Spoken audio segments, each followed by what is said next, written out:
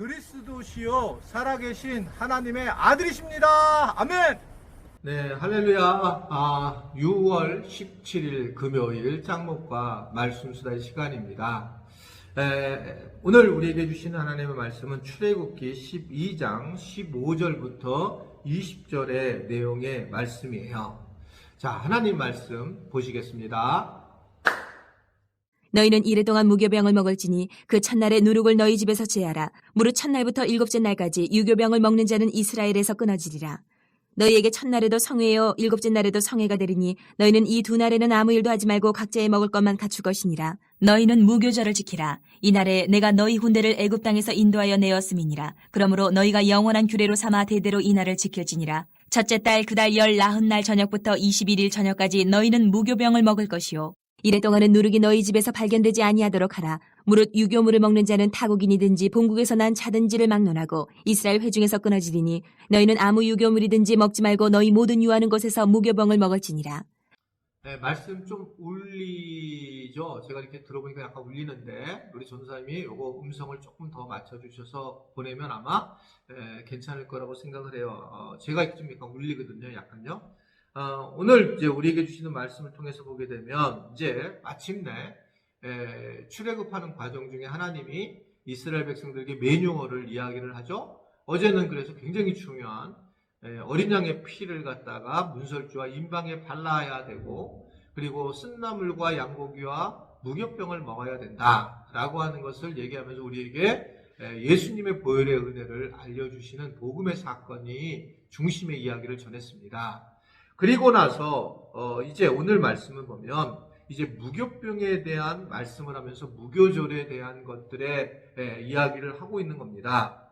자, 무교병에 대한 얘기를 하면서 하나님은 무교절 첫날 집에서 누룩을 제하라 라고 바로 15절에 얘기를 해요. 무교병을 먹었는데 그 첫날의 누룩을 너희 집에서 제해야 된다. 복잡하죠. 무슨 또 누룩을 또 따로 또 제하는가. 그런데 강력하게 하나님의 권고하심을 우리는 바라볼 수 있습니다.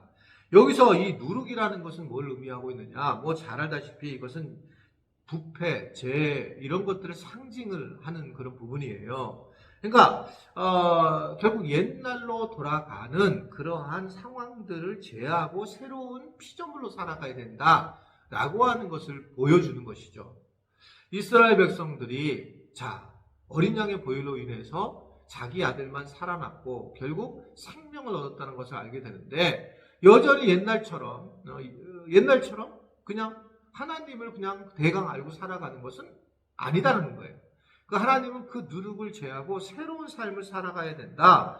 새로운 삶을 살아가기 위해서는 과거에 가졌던 누룩, 죄악의 요소들을 제거해야 된다는 거죠. 그러니까 어떤 사람이 내가 예수를 믿고 난 다음에 아무런 변화가 없다. 그러면 예수님이 가짜든 본인이 가짜든 믿음이 그렇게 생각해야 된다는 거예요.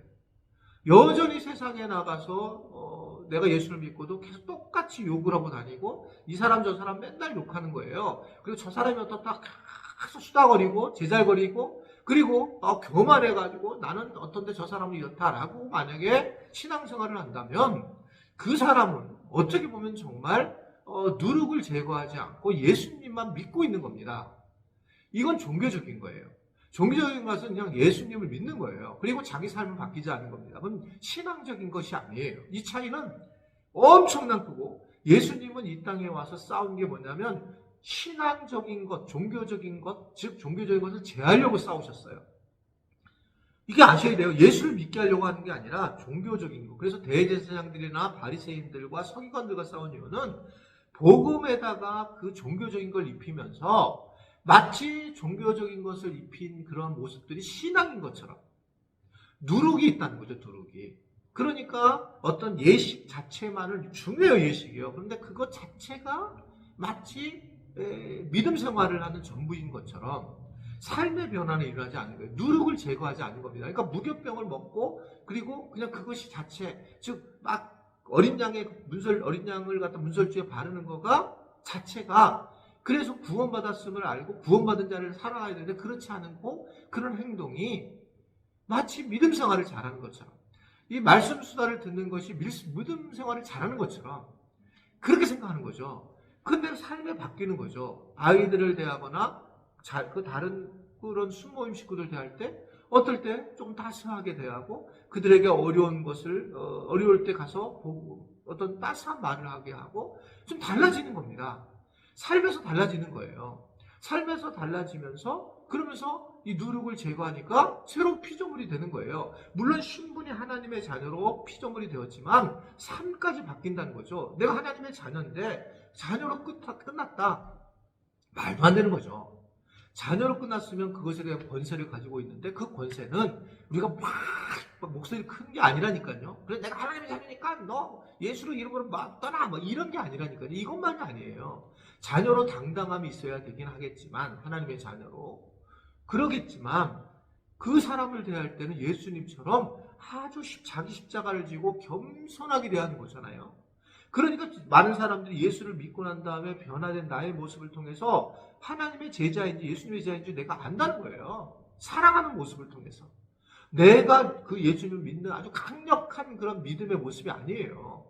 그것은 우리가 그렇게 살아가야 되지만 우리가 세상에서는 그런 모습으로 다가가고 그런 모습으로 서로 껴안고 그래서 교인들끼리도 서로 존경해주고 서로 격려하고 누르고 누추한 말로 남루한 말로 그렇게 괴롭히지 않고 그리고 맨날 내 안에 있는 그 악한 마음을 가지고 그 사람에게 판단하지 말고 그냥 그 사람을 있는 그대로 인정해주고 다가서는 것이 얼마나 중요한가.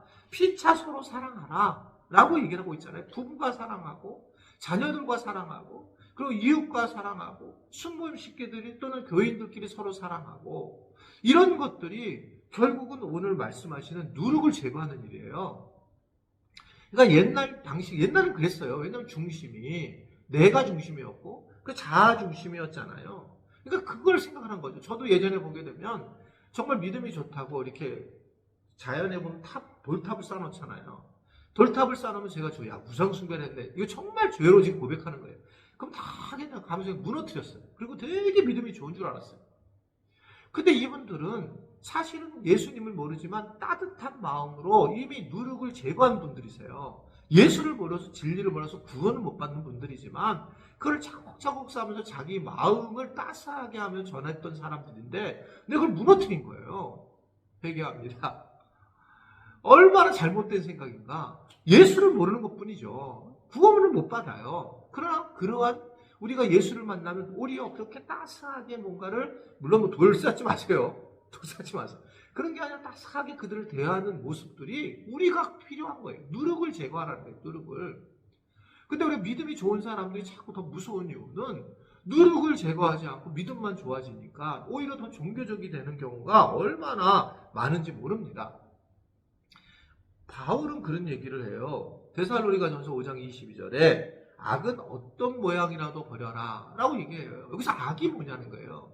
악이라고 하는 부분은 자기 생각이 아니라 누룩인데 결국 예수님을 만나서 내 자신이 변화되는 걸 얘기를 해요. 내 자신이 변화되지 않는 것으로 상대방이 변화되려기 기대하는 것은 악입니다.